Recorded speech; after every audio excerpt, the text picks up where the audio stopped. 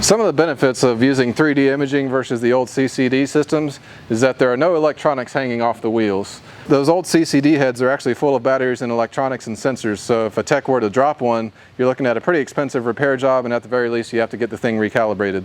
With 3D imaging, you just got a reflective target hanging off the wheel. They're much more resilient to bumps and drops, and actually if you do break one, they're a lot less expensive to get replaced. Another advantage of the 3D imaging system is speed.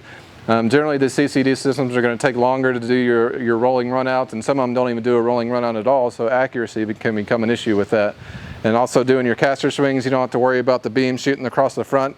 Some of these newer trucks, they actually have a skirt that hangs down very low on the front of the truck for aerodynamics, and that can get in the way of that beam shooting across between the front two axles, so that can cause issues there as well. Upfront cost is going to be much lower with 3D imaging versus many of our competitors, and your ROI time is going to be a lot lower as well.